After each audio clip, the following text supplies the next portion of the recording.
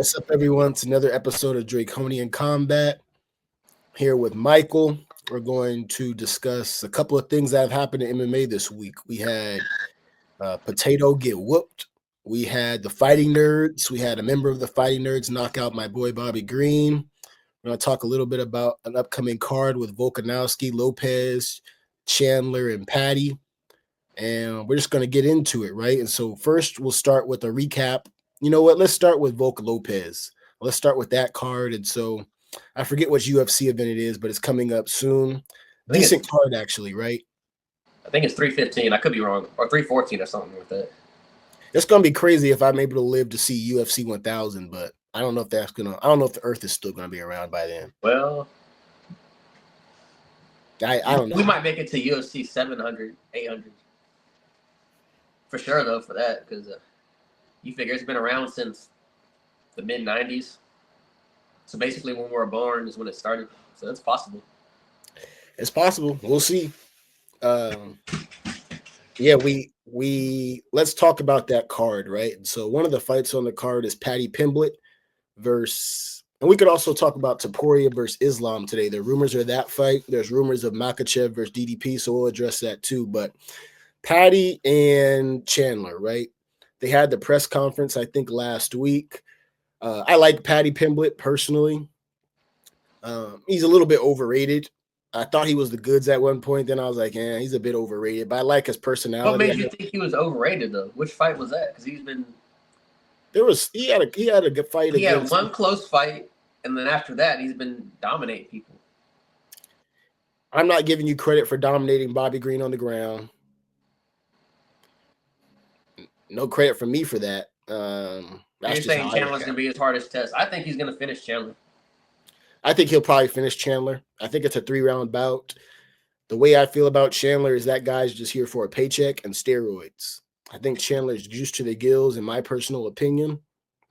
If I just had to guess. And Chandler just always gets beat up, and it's always nice to see when he's getting beat up. He's always talking, always waiting for a Conor McGregor fight. He finally got out of that pattern in his life of begging Conor for a fight. And so now we have Chandler, who I think one of his issues is his physical attributes. Like, he's not necessarily big for the division. He's stocky, but he's not big. He's like a little bowling ball. And so I think that works against him. And then he's very explosive and twitchy, but it's like it lasts for one round. His last fight was against Oliveira. He got smoked, not to my surprise. And I think Patty gets him. What do you think?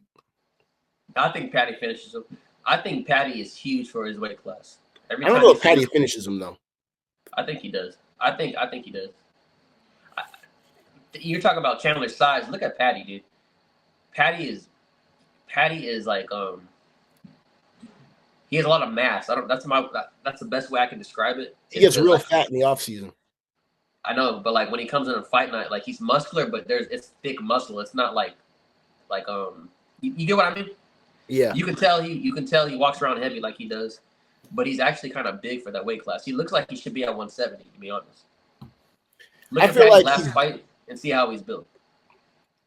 I feel like I don't want to say he's big for the weight class. He's got good size. I think he fills in well to the weight. I don't think he needs to mess with 170-pounders. No, I don't think so neither. I think he's just big for that weight class. In a good way, though, to his advantage. Right. I'm not sure he always leverages that to his advantage, though. I think he had a grappling background, but he's sort of become a striker. He looks like he weighs 170 on fight night. That's the best way to put it. Like, he looks like on fight night, he's like 170, 175. Probably more like 175, 80. I'm sure there's a video out there that somebody could check. But he looks big. He's got good size. I like his personality. I know people don't like him because maybe he's too silly or something like that. I like his energy. I like there's a video I just watched the other day of him and Topuria going at it. He's had like this beef with Topuria for a second. And I know that they had like an exchange where they threw stuff at each other in like a hotel lobby. But I like Patty. I don't think he's a duck. I think that he's probably the second biggest in the UK after Aspinall, after Tommy Pickles. And so I think he does a good job of representing that country. I'm just looking forward to Chandler getting beat up again. That's just how I feel. And so my final prediction is Patty wins, but not by decision. I think he wins. He shows that there's levels. Chandler's at the bottom now, but Chandler still makes money. So, salute to him, I guess, because, as much as I don't like Chandler, what I can say is he puts on exciting fights. So, outside the ring, I have my issues with the guy, but inside the ring, I have no complaints about Michael Chandler. No complaints. That dude comes to fight. So, and I think he has a lot of heart though too. He doesn't just quit. He'll go through the storm, get beat up, and so I think there's something to respect about Chandler from that point of view. But I don't know, man. Maybe it's just steroids, and just seems like he's steroids and Chick-fil-A. Like that's when I think about Michael Chandler, I think of steroids and Chick-fil-A, just a ball of steroids and fast food. I don't know, man. I don't know how to explain that guy, but what the hell? I know it doesn't. That metaphor doesn't even make sense. But that's what I think of Michael Chandler. We'll see what happens. But I was touching on the Patty versus Topuria thing, but let's talk about Topuria versus Makhachev. And do you think that Topuria is ready to fight at 155 because he's pretty undersized? He looks pretty big. I think 155 is a better weight class for him. I think he's more. He probably will be more dominant at 145. It'd be like Conor cutting down to 145, kind of. But I don't. The only thing with him fighting Islam is how does he deal with the grappling at 155, and he's grappling somebody who's probably walking around on. I would say like Topuria is probably walking around like 170, 180, and I can see Makhachev walking around that weight too, but.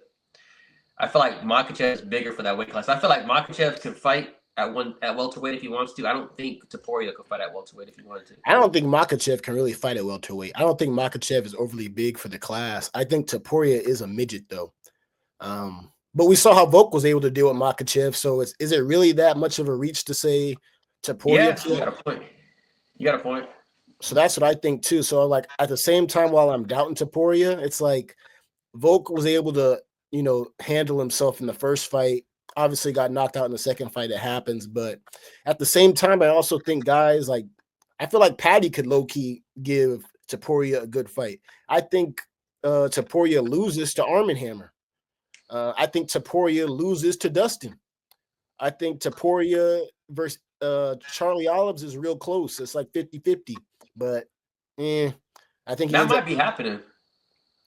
I don't think Topuria wants to. I think he wants to skip the line, though. How do you feel about that? There's a lot of. Yeah, he also said that when we find out who he's fighting, everybody's going to be surprised. Nobody's going to be surprised if he fights Islam. That's what everybody's expecting. But I know a Dustin fight to introduce him to the 155 would be crazy. I think Dustin would take it. I think Dustin's game. That's that money fight for Dustin too. That's it for a retirement fight. You beat an up-and-comer who's undefeated. I think Dustin can win that. I think Dustin's boxing is good enough. I think he has better boxing than like a Volk. I think that'd be a good ass fight. It'd be a good fight though. All striking, yeah. It'd be a good fight, man. All boxing. even Topuria versus Holloway was good, actually. I mean, the knockout happened, but it was competitive. Max Holloway was winning that fight. Yeah, Topuria just got some power, so it's he like just has power. But how will his power translate up a division? Connor's power didn't translate when he moved up and fought Diaz. No. I don't know if he's like at 145, Topuria is like Wilder. At 155, he could probably hit like me, which means nothing's gonna happen when guys get hit. Just saying. I think he naturally hits hard though. So I feel like that top 15, I think he can clear out. It's going to be that top 5 area where it's going to be like, okay, now you're playing with people who can actually take a hit. Right. People who could take a hit, people who can 1 second, dog. 1 sec. 1 sec, Michael. I just gotta. Oh, you're good. I thought something came up. But I think Topuria can. Like I feel like he could rely on his grappling more. I feel like he's fallen in love with his boxing, but rightfully so too, right? It's like if you have that power, and he's actually a good boxer. I'm not going to take that away from him, but I feel like his defense isn't the best. It's not like he's not Anderson Silva on the feet. He can get hit. Yeah. And so that's what's interesting. But how do you feel about that matchup with Makhachev? Because I think Makhachev, if he makes it a focal point to grapple, if he gets Topuria down, Topuria is going to have a hard time getting up. And I agree. But what if he knocks him out? Does he become the next McGregor? I'd say Topuria is better than McGregor, in my opinion. Well, I'm talking about like stardom. If he comes in there and knocks out Islam, he takes the belt. Let's talk about that, like the superstars right now. I think Topuria is becoming a superstar. I think he's doing a good job of representing Spain. I don't necessarily like Topuria, but I don't hate him either. I do like Islam more, though. I think Islam's a star now. Let's define superstars. So superstar would be like a Conor McGregor. I would call John Jones a star, but like superstar in MMA for being known like worldwide, like would be like a Conor McGregor or maybe a Ronda Rousey. You know what's interesting? It's like Islam is a star, but Topuria is, I think, a budding star. But at the same time, I think of superstars like who would our parents know? I know your dad's like a hardcore fan, but my dad's not as hardcore. But like he'll know when Izzy's fighting. Like that'll be like in his like realm of knowledge. Like, oh, I think Izzy has a fight this weekend or something like that. Yeah, or Izzy even my mom might say that, right? Yeah. And so that's sort of like superstar level where a casual knows, oh, this person's fighting. And I don't think my parents would know if Islam's fighting. My parents would know if Izzy's fighting. Right. And so Izzy probably really is like, I don't know if they would know if Pereira's fighting. You could still say Izzy's the biggest star or maybe has the biggest power name draw, but obviously he's fading. We'll talk about Potato in a second, Poetan, but how would you define a star as far? Yeah, what is a star? We have to like create like some criteria. Well, when I say, there's stars in the UFC and then there's superstars like the Conor McGregor's, Ronda Rousey. Okay, superstars. Maybe Anderson Silva, because Anderson Silva was known in America plus outside. Rampage, I would say, was like a superstar because he was known worldwide, like Japan, and people know Rampage. There's no name Rampage. Yeah. But then you have stars in MMA. Who would be like a regular star? It'd be like your maybe a Volk, is your star, but he's not like a superstar like McGregor was. You know what I mean? Does that make sense? Volk's like a star. You have like stars within the MMA community, then you have superstars. Yeah. So you could say Volk is a star in the MMA. I would say superstar, like when you start to get to people, when casuals know your name. You got casuals at the bar watching a McGregor fight, but they couldn't tell you one thing about MMA. Right. Yeah, superstar is another level. Like in boxing, you have Canelo, a superstar. As much as I don't like him, he's a superstar. Wilder in his prime was a superstar. His name was circulating. I got a good example. So a star in boxing would probably be Shakur Stevenson, but do you think he's a superstar? No. Yeah, so that's a good example. Like we're just comparing like UFC fighters, right? But he's big in the community. Yeah, I think Shakur, like in boxing, star. These guys, I don't think anybody's going to be as big as Mayweather. It's going to be a long time before we see somebody with that level of superstardom in boxing. Because because Mayweather played the hill, though, so they're gonna have McGregor played the hill too. It's like to get some superstars, you just got to play the hill. Mike Tyson was the hill at some point too. Right. I think Aspinall's trying to play the heel, but he's not good at it because he's a nice guy. It's not as organic. Yeah, his heel is forced, and it's not him. And I don't even want to say he's forcing the heel. I don't really think he's trying to, but maybe a little bit he wants to be a heel. But it's like that's just not who he is. He can't switch that heel on. Colby Covington turned heel. It wasn't organic. You know what I mean? But he still turned heel and got bigger fights, got more attention because of it. So you know who did it better? Chael Sonnen. Chael Sonnen played heel very well. He was just so witty with it too. So no, Chael Sonnen was a monster on the mic. I remember there's the trash talk with him and Silva. I was rooting for Silva, obviously, but Chael Sonnen was likable too. Yeah, Chael Sonnen was a heel. He was a likable heel, but he was just played the bad guy. You said what? Always calling himself a gangster. Yeah, calling himself a gangster. He had funny stories. I think half the time he was capping about stuff. But, I think so that's a too. good heel. You just make up stuff on the go. I might rewatch some Chael stuff in his prime. Bro, I remember there's a video of him saying how he grew up poor and how he struggled and how the maid can only come 3 times a week. And like, who do you think washed the dishes the other 4 days? Me, I did it. Yeah, that dude he knew he was a clown. I like Chael though. I like He was creative with it though. Yeah, he was Kobe, creative. I feel like tries too hard. I check in on his show time to time. I mess with Chael though. But pretty good heel. But Aspinall, the heel's not for you. Taporia is kind of flirting with being a heel. I can't tell. I think he's flirting with it until I think he wants to be humble. But I feel like when people doubt him or test him is when he tries to turn heel. I think with his last fight, I don't know, not his last fight, I think the fight before, where he said he was claiming he was the next McGregor, he was gonna, he snatched the belt and everything, everybody this fool, and then he goes out there and does it, but then he was humble afterwards. You know what though? Taporia kind of does some dick riding for McGregor, bro. He has the same tattoo, pulled the same gimmick at the press conference.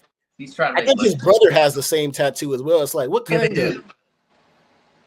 I don't mind him and his brothers having the same tattoo, but it looks like you guys are both copying McGregor. That's what it looks like, on the outside looking in. Hey, do your thing, man. But I think he's trying to play that gimmick, that McGregor gimmick, and I guess it's going to work. Maybe he won't be as big. Maybe he still can be big because I know Spain's behind him. He's getting soccer teams behind him, like the biggest soccer teams in Spain, like Real Madrid, these other teams and stuff like that. So, whether he could fill out a stadium, I don't know how many fighters can do that. But if you put Islam and Taporia as a main event in Spain, that's going to do numbers. Yeah, that would. And let's talk about the other matchup that's being rumored, right? Chimaev versus DDP. After the post-fight DDP Strickland, DDP said, bring on Chimaev. He didn't run from the fight. I don't care for DDP, but I don't think he's a duck either. I think he's a pretty honorable champion. So that's what I like about him, right? And so he said, I want to fight Chimaev. Chimaev is always game, right? There was an interview with Chimaev said Usman was his toughest fight because it was hard to choke him and grapple with him. And I was like, well, I saw what Whitaker was able to take down DDP, but if Chimaev's gas tank runs out, bro, it's going to get real ugly against DDP. What do you think? Nah, because DDP does not stop coming forward. No. It's nonstop. That's his style, though. Like, it's nonstop. Like, he's going to maybe he's not the best striker, but if he's fighting somebody that strikes better, you know what? I'm going to keep throwing until you get tired. And when you get tired, I'm going to keep throwing some more and see what you do. I think in the Chimaev fight, if he goes past that second to third round, I think the third round is when we're going to see if Chimaev's been working on that gas tank. Yeah, his gas tank. Because when you look at and maybe he's grown since that last fight because that was probably a year ago. But when you look at the Usman fight, Usman is a professional that's been defending his title so many times, fighting championship fights. So for Usman, that first 3 rounds was a warm up, and Usman was winning that last round. I thought that fight was only 3 rounds. Actually, it was 3 rounds. Yeah, that's what I'm saying. So you could argue Usman won that fight. To be honest, I thought it was a close fight. I thought if there was one more round, it was a wrap. That's where it looked like it was going with Hamzat because he was looking more drained, and Usman was pushing on the gas more and more. But that's why I brought it up though, because he's fighting DDP. DDP is a lot bigger than Usman. He hits a lot harder than Usman, and I don't think he struggled to take down Usman. I think he got him down maybe once or something, but then he got back up. I think he struggles more trying to take down DDP. And if he gets him down, holding him down.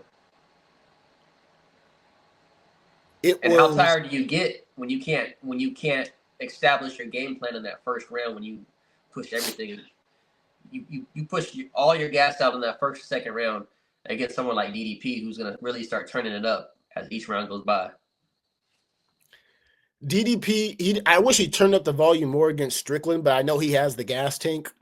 I feel like he kind of liked Strickland in that fight, though. I feel like he didn't want to fight him, but he had to. Because they're both respectful. I don't know if it was that. I thought Strickland fought scared or he just sucked. But Yeah, I don't know if it looked like DDP knew he was winning, and then he knew that he realized that Strickland didn't want to be in there. He's like, well, I'm not gonna fuck you up too bad, so let me just like. I don't know if that was his mentality as much as playing it safe. You think DDP was playing it safe?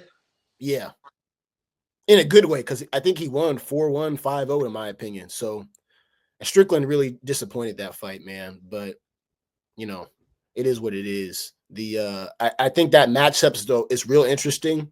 I like Chimaev, bro. I really do like Chimaev. I think he has 2 draws on his record. You could argue their losses against Burns, against Usman, but I'm not mad at a draw for either of those decisions. So it's like Chimaev is like interesting because he's invincible, but he's not invincible. You know what I mean? Yeah. Like he's like because Like that first, yeah, well, yeah, invincible, not invincible. It's like Chimaev, that first round is going to be the hardest first round of your life. And if you make it past Hell Week, then okay, this guy's not as crazy as you think. I remember that was the Usman, the Chimaev versus Burns fight. That's where he got humanized. Yeah. Because everyone thought this was the monster, the boogeyman, the cocky guy. And then Gilbert made him look human. It was just like, dude, Gilbert's not even the top of the line. Gilbert's respectable, though, but it's like, I don't know, bro. But then you see him dominate Whitaker, right? And so it's like, it's hard to call what Chimaev is going to show up. Yeah, but that's also a different fight stylistically too. Yeah. Especially talking about DDP. It's a different fight stylistically. And it's going to be interesting too because Chimaev likes to come forward, DDP likes to come forward, but Chimaev likes to come forward when he has a full gas tank. When he gets tired is when he really starts fighting like more strategic. When that gas tank empties, it's going to be. I think DDP has better hands, especially when they get tired. DDP's hands are going to hold up, and then Chimaev's grappling fall off is going to be greater than DDP's. But can DDP survive that first storm? I don't know. I'm not sure about his defensive grappling on the ground. So if he doesn't know how to protect himself from a rear naked or one of other Chimaev's slick techniques, hey, man, it could be curtains. So that's a hard fight to bet on. That's even like if you're looking at it from a round-to-round perspective, like I don't know how long it's going to go. I don't know who's going to win. I wouldn't touch that fight as a bettor. That's what I do know. So we'll see what happens with that.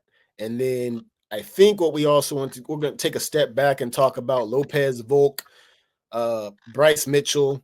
Let's talk about this whole thing, right? So we had the press conference was this week, and this was the same press conference that Patty was involved in. And so it seems that let's talk about Bryce Mitchell first and the Fighting Nerds.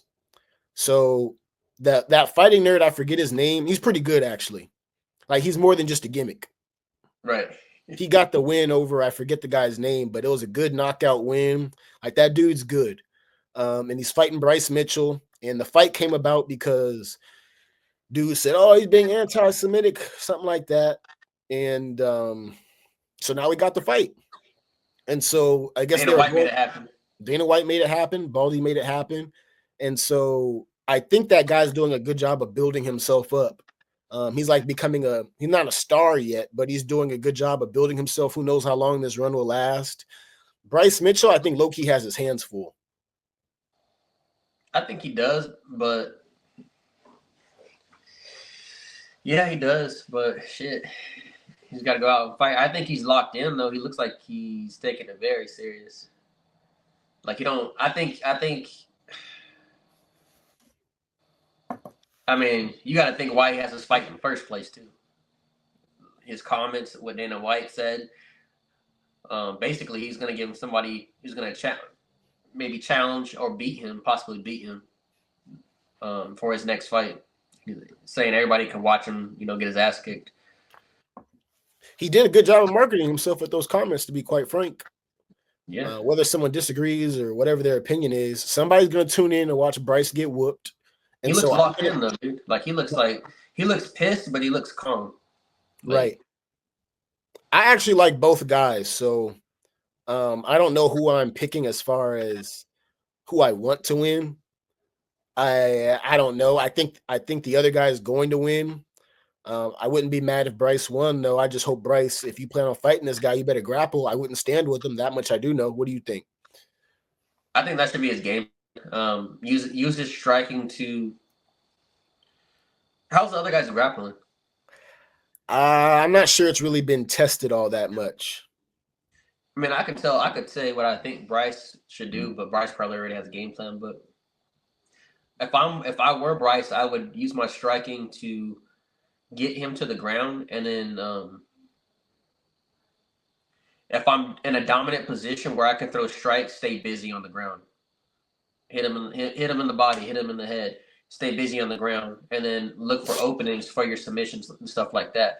But while you're looking for your submissions, stay busy, peppering him, hitting him, elbow him, make it dirty, make it a dirty fight on the ground so there can be no questions if it does go to a decision, or it opens up things for like submissions and stuff like that. That would be my game plan, or get in the fight, kind of like I don't know, because I don't know if Bryce has hands like him. We see a lot of the grapplers who will hold people against the cage and like strike, hold them against the cage, strike, bam, shoot for a takedown. That's a possibility he can do too. But I think he already has a game plan. I think he knows what he wants to do. But from the way it sounds, is the other guy's striking is a lot better than Bryce's. It's levels above. I don't think Bryce has ever been a good striker. That's my concern for him. But hey, I guess we get to see, right? And then you have Volk versus Lopez.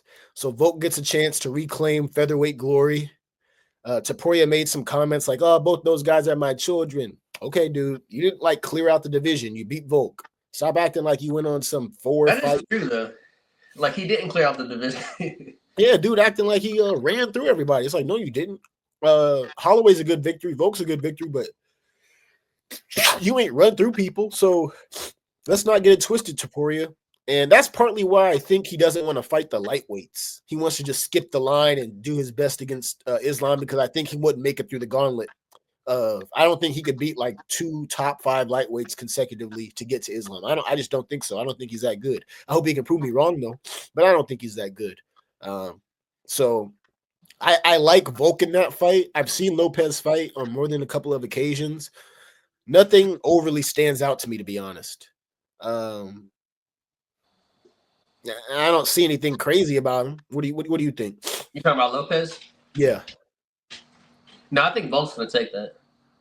I think it's a good matchup. I think it's gonna be fun to watch. I think it's a good opportunity for Lopez too to get his name out there. But yeah. I think Volk's gonna get his belt back. Time will tell. I think Volk gets it back. I think he maybe defends 1 or 2 more times. And maybe we could touch on this as just kind of a funny topic. Volk just had like another daughter, right? Yeah. And this dude, I think, is tired of having daughters. Obviously he loves his children, but I think he's obviously trying to get a son. This is your 4th kid, Volk, and you're at another daughter. It's like, man, I don't know how that, well, I don't even go there, but I just thought it was funny. It's like, dang, man, you want to have a son, you try once, 2 times, 3 times, 4 times. At this point, I think he should just give up. I don't know, Volk. I just thought, maybe it's time to just, it is what it is. It's not meant to be, dude. It's not meant to be. Yeah, that might be what it is, Volk. It might not be meant to be, and that's okay. You can raise your daughters to be MMA champions too, Volk. Just throwing that out there. You never know, man. So I know you want a son, though, dog. So maybe you have to do one of these futuristic techniques to have a boy or something. I don't know what they have out there now, right? I think trannies are having kids now, so I don't even know what they can do. So I'm just saying, Volk, anything's possible, man, but you might have to do a little bit of tinkering and stuff like that. But we have to get to the main event, right? And we're going to touch on the fighting nerds before we get to the main event, which is Bobby Green versus Ruffalo or Ruffy. I hated to see Bobby Green go out like that, but this dude will not keep his hands up for the life of him. But that's his style. What do you think about that? Yeah, but this was a fight, though. Like, this was a fight where you needed your hands up, and I get at this point a habit like that. Bobby Green cannot break it because he's been doing it for too long. But like even I'll have my hands down, but they're usually at my waist level. Does that make sense? Yeah. Well, Bobby's go below his waist, like they're damn near next to his kneecaps. Yeah, that's true. And the lower they are, the lower the least amount of time you have to respond to get it up. Does that make sense? Right. But it also, I think it feeds into his offensive striking. You don't really see the punches coming. But you can have the same style, that same Philly style, if you like, because you can have that same Philly style that he has, but your hands don't have to be below your knees. They can be a little bit higher. You can have them resting. You can rest your elbows maybe like this. Rest your elbows like this. Have them like this. Like there's different ways of doing that Philly style. He goes like this. This is what Bobby Green does. He goes, yeah. Like instead of this, it's like this. Bro, you can't do that against somebody that strikes like that. Like if he would have had his hands up a little bit, and also what he does too is he does a lot of turning. If he would have had his hands up a little bit, he could at least went like this or something. You know what I mean? This is going to help a lot more. It's going to hurt. It possibly still wobble you, but that's going to help a lot more than just having nothing. Because he got caught clean behind the ear. Clean behind the ear. That was a clean strike Ruffy landed, man. That's going to be a knockout of the year contender. I hate it had to happen to my boy Bobby, but that goes back to these fighting nerds, right? How legit are the fighting nerds? And so when you think about the squad, you have Ruffy. He called out Benel Dariush. So if you're calling out Benel's old self, then I'm probably not going to take you that seriously as a title contender. And then you have the other guy calling out Bryce Mitchell, who's good, by the way. The other guy is, but am I going to take you that seriously as a contender if you're calling out Bryce Mitchell?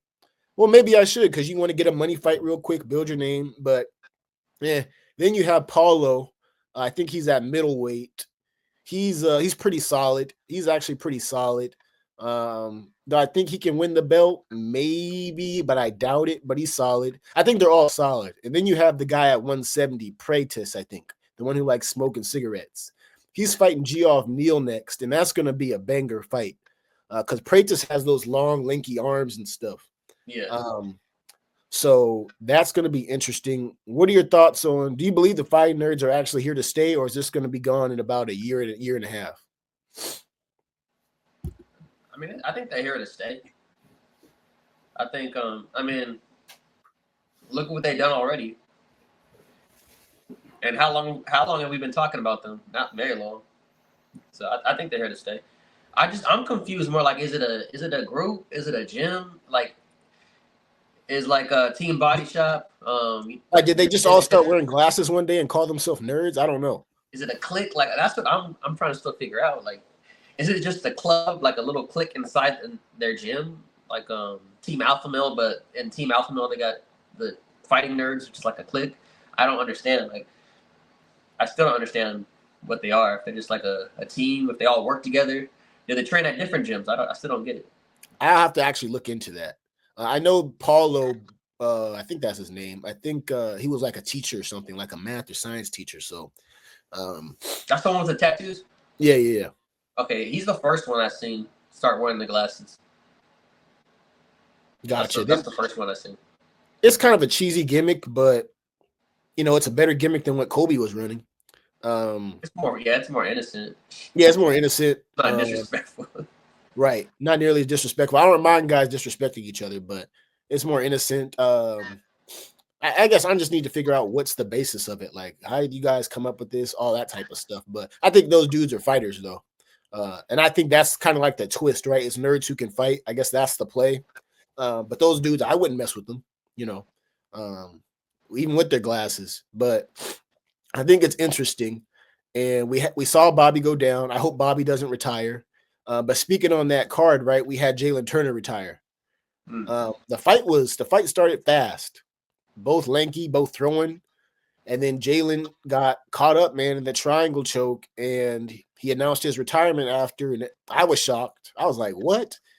And so what are your thoughts on an early retirement for somebody who was as gifted as Jalen Turner is, got great size for lightweight, and he's talented. Do I think he's champ material? Probably not. But Jalen wasn't a scrub. So, what do you think went into that? Well, I don't know if you saw his interview afterwards, but he was talking about it. But what he was talking about is what I talk about a lot when it comes to sport. So that's the way he feels, and I think he should retire. And what he was saying is like, this isn't a sport where I can be halfway in; I have to be all the way in. And right now, he's saying his heart's not all the way in. And yeah, you're fighting UFC fighters. So you can't be halfway in a UFC fight. Yeah, and then after that, he was just saying, he's been wanting to spend more time with his kids and stuff like that. And my thing is, if you're not all the way in a sport of mixed martial arts, and you can realize that, no problem. What you can't do is you can't be like halfway in, and let's say they put Jalen against somebody even better next time, and they get a highlight reel on him or something. You know what I mean? Now he might have a few years off his brain, off his life or something, because he wasn't all the way in it. So I can't fault him. And I think Jalen's going to retire before any serious CTE hits. But something just reminded me of BJ Penn. Bro, he said the CIA orchestrated the loss for Max Holloway. Bruh, I think BJ Penn is dealing with CTE. Now, you know me, I'm Mr. Conspiracy Theorist, right? He said his mom was replaced by the CIA, and I don't even know what's going on in his household right now. It's like, if that's his real mom, I wonder if she's looking at her son like, what is wrong with you? I feel bad. BJ Penn, you might need to, I don't know, bro. But the UFC has to figure out, because these are Hall of Famers we're talking about. Because even Nate Diaz is one, I think, where he was going through stuff. The UFC has, and these are Hall of Famer dudes. The UFC has to find out ways how they can help these people that they're putting in the Hall of Fame. Stephen Bonner was another one, and they know they have obvious. Wait, is Stephen Bonner still alive? No, he died. I forgot about that. I don't remember how he died, but he died, and they didn't put him into the Hall of Fame until afterwards. But my thing is like, go ahead. You said what? Go ahead. Actually, I don't know if that's true. They may have put him in before, but my point is the UFC needs to figure out ways. The people that made them money, the people that yeah, but also like to have them some type of medical care where they can be looked at. Scan their brains. When they retire from the UFC, have them scan their brains, see how it's progressing as they get older. Like there has to be different ways to handle stuff like that. Because I believe it is CTE. This fool said the CIA orchestrated Max Holloway's loss to Ilya Porter. Maybe he's right. I don't know. Man. You never know, man. But I think he needs help. I hope he gets help soon. It's gonna suck if he just dies one day too, right? God forbid, but UFC nobody really did anything to help. That's just crazy. Yeah, that's an interesting story to say the least. I hope he gets better though. And that leads into, we kind of get into the main event, right? And that's Potato versus Big Onk. The ultimate grappler. Huh? So the ultimate grappler. Yeah, well, that's what haters will say. Hugger, actually. My bad. Yeah, haters will say he's the ultimate hugger, but Poatan got outstruck on the feet decisively. He lost the fight 4-1 or 5-0. He did. All Poatan did was land little kicks. The same things they hate on Izzy for in his kickboxing style, which is really kicking style. Everybody said, oh, Poatan, all those kicks were damaging Onk. No, they weren't. They didn't do anything. I think Poatan, they said there's a stat, not that you can always trust the stats, maybe landed 11 strikes total to Big Onk's head. I have a better chance of landing more strikes to Big Onk's head before I get knocked out than Poatan did.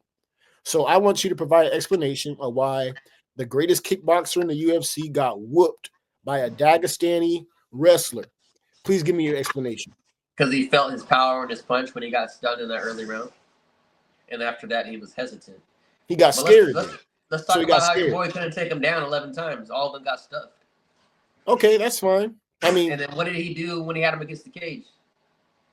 He held him, did a couple punches and stuff like that. Something like that. Yeah, he did a Leon Edwards against or he did it. You know what I mean? He did a Ian Gary, you know what I mean? Well, he won it decisively. But we're Isn't gonna say it he went in there Pereira's and just job to get off the absolutely. cage? Isn't it Pereira's job to get off the cage? Yeah, it is. Okay, so what's the issue? And it was his job to stuff all of them takedowns too. Okay, he did that, but he couldn't outstrike him. So what's the problem? Excuses. Ain't no excuses. That was a boring ass fight. I thought the fight was entertaining. Goliath won, but that was a boring ass fight, bro. Who do you think wins the rematch? Goliath, I think. Yep. I don't unless Pereira just comes with it and throws his hands, because you can stuff his takedowns now. Can you though? Really? I know he went 0 for 11, but I don't think Ankalaev committed. What do you mean he can? He did it 11 times in a row. Like those were like halfway takedowns. He didn't shoot a real double leg. Does he got to do it 12 times for you to say he could? Okay, so what happens if Pereira gets? Don't nobody shoot double legs in MMA like that. They're shooting single legs. They're not shooting no double legs unless it's like set up correctly. Ain't nobody shooting no double leg like wrestling in no MMA match. I think Ankh is going to beat him again. I think his wrestling would probably be more successful in the next fight too. Everything Ankh was just faster. Poatan, I think he could have done more if he was more offensive. To your point, because I feel like he's more dangerous than Big Ankh. But Yeah, Ankh is a little bit I think more when he got caught in the early rounds by him, I think it really threw him off his game plan. Like he was really hesitant because he didn't want to take the chance of possibly getting knocked out. Which shows you some fighters like DDP who don't give a fuck. Like there's different mentalities when it comes to this shit. But yeah, we saw him get stunned, and then after that he became hesitant. Like he wasn't the same Pereira. He was on his back foot a lot. Actually, he wasn't the same Pereira where he was coming forward. You know what I mean? He wasn't. I think he got scared of the power. I don't want to say scared, but he started to respect the power maybe too much. But at the same time, no, rightfully so, because you could have gotten slept. No. Oh, bad. I'm talking about my dog. No, he could have really got slept, man. It could have gotten real ugly for Big Pereira. And Ankh showed he's better. There are people mocking him the whole way up to the fight, saying Ankh was right. Pereira was running, and I see why. The UFC set up Big Ankh to lose. They tried to make the fight during Ramadan when he wouldn't accept the fight. He accepted the fight in a fasted state and still beat up everyone's kickboxing favorite. That's what happened. If anyone wants to debate or argue that, that's fine, but that's what happened. What's next for Pereira? I don't know. And so let's talk about that, right? We have the rematch, I guess, which is next, but I guess that ends the John Jones versus Pereira talk, because there are people who thought Pereira was going to beat John Jones. There are people who were sober-minded who thought Pereira was going to go up to heavyweight and beat John Jones. Let's talk about that, though, man. Let's talk about Jones, though. How do you think Jones would have been? Let's say we replaced that same fight, we replaced Pereira with John Jones. How do you think John Jones would have reacted if he felt a powerful punch from Goliath? He would have tried to take him down. He would have tried to take him down, or he would have started fighting really mean, really dirty, like legally dirty. Like John Jones, when he gets hurt in a fight, he figures out a way to, all right, I need to figure this shit out. You're not going to see I can't even use the word punk, but it was almost like you're not going to see anyone just punk John Jones or make him feel less than. No, you're gonna get hit with some nasty shit before he goes out. Those oblique kicks, that's coming down your way. There might be an eye poke here or there. Everything that you can imagine that's just within the rules of MMA, John Jones is coming with that, and he's going to be real malicious. I think he dominates the 205 division right now. Jones? I think so. You don't think so? I think he could. I think even at his old age, he could. I think heavyweight's better for him. But yeah, now that he's gotten older. Because I think that weight cut would be hard for him. Yeah, that weight cut would be hard. There's some killers at light heavyweight. I don't want to get it twisted. Yuri's a killer. Jamal still has something in the tank. Ankh's a killer. They ain't beating Jones, though. Only person I would say it would be probably a close and hard fight for Jones would probably be Ankh Goliath. And maybe Jan. I don't think Jan would be hard. I think Ankh would be the toughest fight if he came down to 205. But like everybody else, I see him smoking, dude. Like, honestly. Yeah, he wouldn't have issues with those guys. I think his issues with Big Tommy Pickles. Yeah. And so I don't think Jones, he's my GOAT. I don't think he wants any smoke with Tommy Pickles. And hey, it is what it is, Tom. I don't know what to tell you. Too bad. You just won't get the fight. And so John Jones has the right to ask for however much million he wants. I think Demetrius Johnson said if Jones wants 30 million, pay him 30 million. Why not? Why not? I think Tom thinks he can beat Jones. I think Tom can beat Jones. Will he beat Jones? That's different. I think he can beat Jones, but I also think Jones, like we said, just knows, like, I just know how to win. So if Jones is getting pieced up on the feet, which is very possible against Tom, all right, let me take him down. I think Tom's pretty good grappling wise, but it's like, how do you pick against Jones, even if he's 50? What do you think about that matchup? I think Tom can knock him out. If anybody's gonna knock out John Jones, it'd be Tom, maybe Francis. But I think Tom's a more dangerous fight than Francis. To be honest. I don't know about that. I don't know, man. You said what? I don't know about that. Who? About Francis? I think Tom has faster hands than Francis. I don't know if he's more dangerous. Well, I'm dangerous as in I think John Jones, let's say shit hits the fan standing up against Francis. John Jones can take Nagani down easy. He's not wrestling with Jones. I think if shit hits the fan with Tom Aspinall, I think Jones might have a little bit harder challenge keeping Tom Aspinall down. Right, I agree with that. Yeah, I think if Jones could get Francis down, he could do something. Aspinall is going to be a little bit more savvy on the ground. Aspinall can maybe get Jones down, right? No one's ever seen Jones on the bottom for real. I can't think of a time. So that fight, I want to see the fight, though. I want to see the fight. I think if you had that with Islam versus Taporia and then Chimaev versus DDP, that might be one of the, at least on paper, one of the most stacked main cards of all time. Yeah, that'd be crazy. That would be crazy. They could do that in a stadium, like a real stadium. They could pull that off, the UFC. I would actually have to find some money to go. I'd figure out something, maybe start a GoFundMe to chip in for Harrison's tickets if they put that fight together. But I doubt it happens. Do you think it will happen? We'll end the show with that. Do you think that fight will happen? I don't have high hopes, but if it does, I'll be happy. I look at it at this point like McGregor coming back to fight or fighting Michael Chandler or something. Like, if it's gonna happen, it's gonna happen. I guess that's the best way to put it, man. We're at about 47 minutes. I think everyone, that was what we wanted to cover today. We wanted to make sure we checked in with the people who do follow us weekly, in a sense. So stay tuned for more content. Michael, you have any closing words? I don't have any closing words. I know that your boy's about to lose his belt though in that rematch against O'Malley. They've been taking pictures together in jacuzzi. You told me. I don't know what that's about. They're about to get paid again. That's why. Like, hey, let's take a toast in the jacuzzi. We're about to make millions. Hey, man, that could be what it is, but I hope no man thinks that I want to take a picture with him in a jacuzzi like they were taking pictures together, especially with no women around. That reminds me like Talbot and Frank Ocean. Peyton Talbot just dropped a video today on his YouTube channel with like a Frank Ocean snippet. I saw the clip on Instagram. And these guys are out here teasing hey, everybody is, you live your life, right? But these guys are teasing their relationship like it's like I don't even know what to say, bro. I didn't expect that either.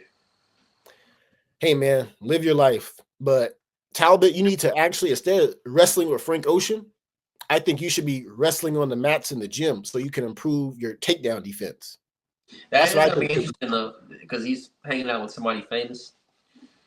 If he's going to be locked in for this next fight, because that last fight showed some holes in his game plan. It showed holes. I'm still optimistic about him. I feel like if he can round out his wrestling, I feel like he's still a threat. And so I don't like to write these guys off right away. I feel like that's stupid. In boxing, once you lose, they throw you in the trash. It's like, I think there's that meme of like them throwing the Toy Story away. Like, yeah. You know what I'm talking about? Yeah. That's how people do people in boxing as soon as you lose. That's how I did Tank Davis when he had that draw, because he lost that fight. I threw him in the trash.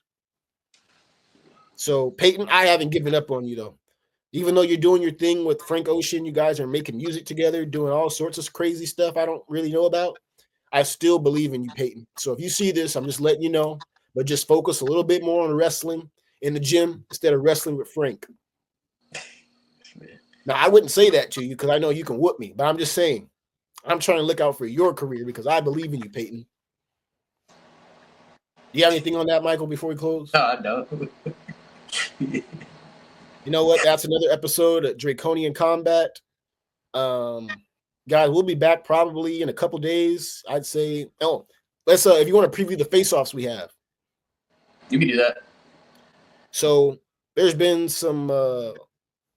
I think actually no, you should do it because I'm not. I think I know the face-offs we have, but I'm not exactly sure. Oh, you said preview the face-offs. I thought you meant like about a fight coming up. Oh no, the face-offs, Draconian Combat face-offs.